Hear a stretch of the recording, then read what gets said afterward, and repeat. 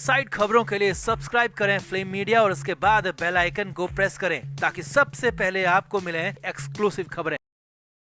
हाँ, वो बोलते हैं ना टावर लोकेशन है, सब है, प्रूफ है, 100% प्रूफ है, तो कीजिए ना।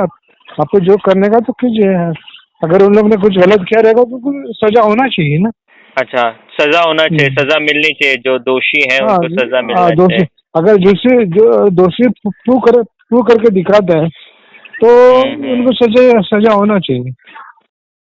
ये दिशा सालियान के पिता हैं जो अपनी बेटी के लिए इंसाफ चाहते हैं। वैसे तो हर इंसान अपने लोगों के लिए, करीबियों के लिए इंसाफ चाहता है, लेकिन अब तक दिशा सालियान के माता पिता दिशा मामले की जांच तक नहीं चाहते थे, क्योंकि उनको लगता था कि उनकी बेटी की एक्सीडेंट में मौत हुई है, उनकी बेटी के जाने के पीछे कोई साजिश नहीं है। लेकिन अब करीब 3.5 साल बाद पहली बार दिशा सालियान के पिता बोले हैं, बहुत कुछ बोले हैं। इस बार तो सबकी धज्जियां उड़ा दी, जिसके बाद इस मामले में फंस रहे लोगों के लिए मुश्किलें बहुत ज्यादा बढ़ सकती हैं। आदित्य ठाकरे पर जो बीजेपी लगातार हमलावर है, तो उनकी भी मुश्किलें बढ़ सकती हैं। दिशा सालियान के पिता ने एक न्यूज चैनल से बातचीत में कहा कि उनको पहले जांच एजेंसियों ने और जांच कर रहे अधिकारियों ने बताया था कि उनकी बेटी के साथ कुछ गलत नहीं हुआ था, उसे मारा नहीं गया था, बल्कि वो सिर्फ एक एक्सीडेंट था। और यही नहीं, दिशा सालियान के पिता और दिशा की माँ इसीलिए लंबे समय तक ये कहते रहे कि उनकी बेटी की मौत की जाँच न हो, क्योंकि उन्हें कुछ भी इसमें गड़बड़ नहीं लगता, क्योंकि उनको पहले कुछ भी पता नहीं था। अभी जो सीनियर लेवल का कर रहा है ना, वो लोग बोलते हैं सुसाइड ही नहीं है, 100% मर्डर है।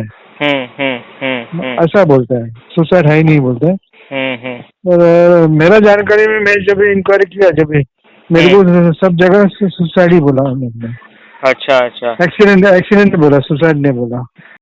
मगर अब मामला पूरी तरह से बदल चुका है। महाराष्ट्र की सरकार SIT का जांच का ऐलान कर चुकी है और जांच अधिकारी तक तैनात हो चुका है और जल्द से जल्द जांच भी शुरू होने वाली है। इसमें आदित्य ठाकरे से भी पूछताछ होनी है। बीजेपी के विधायकों का आरोप है कि जिस वक्त दिशा सालियान को मारा गया, उस वक्त दिशा के मोबाइल फोन की लोकेशन और आदित्य ठाकरे समेत कुछ और लोगों के मोबाइल की लोकेशन भी उसके आसपास ही थी। हालांकि अभी तक ये साबित हुआ नहीं है, लेकिन फिर भी बार बार बीजेपी की तरफ से यही आरोप लगता रहा है। लिहाजा इसीलिए दिशा सालियान के पिता और मां को भी लगता है कि उनकी बेटी के साथ कुछ तो गड़बड़ हुई है, इसीलिए जांच के बाद वो भी अब दोषियों पर कार्रवाई चाहते हैं।